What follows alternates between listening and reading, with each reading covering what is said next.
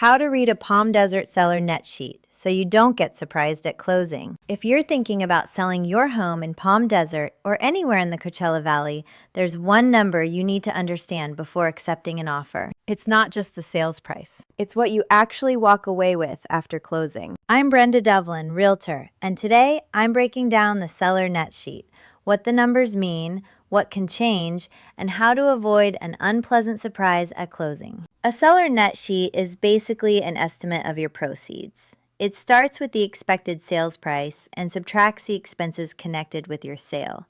But remember, a net sheet is a planning tool, not your final closing statement. So, what should you pay attention to? First, look at the sales price, and then look at any buyer credits. Imagine you accept an offer for $900,000, but agree to give the buyer a $20,000 credit. For purposes of understanding your net, that concession matters just as much as the headline price. Next are real estate commissions.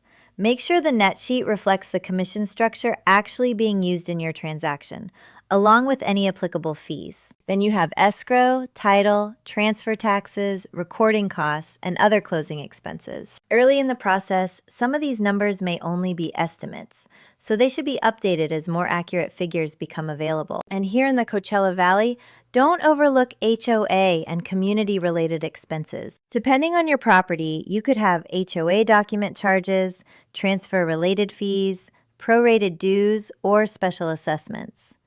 If your property involves multiple associations, those costs can become even more important. Another area that frequently causes confusion is property tax prorations. Depending on when you close and what has already been paid, you could receive a credit or have an additional amount due through escrow. Then there's your mortgage payoff. Your payoff amount isn't necessarily the balance you see on your latest mortgage statement.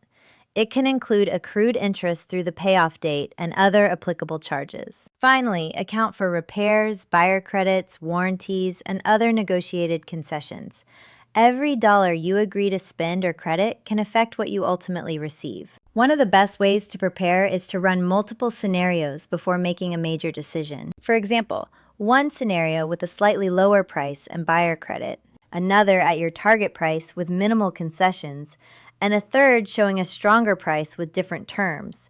That allows you to compare offers based on what matters most, the overall deal and your estimated proceeds, not simply the biggest number at the top of the contract. If you're considering selling in Palm Desert, Palm Springs, Indian Wells, Rancho Mirage, La Quinta, Indio, or Sun City, Palm Desert, I can prepare a customized seller net sheet based on your property, expected timeline, and potential sale scenarios. Because the goal isn't to predict every closing cost perfectly.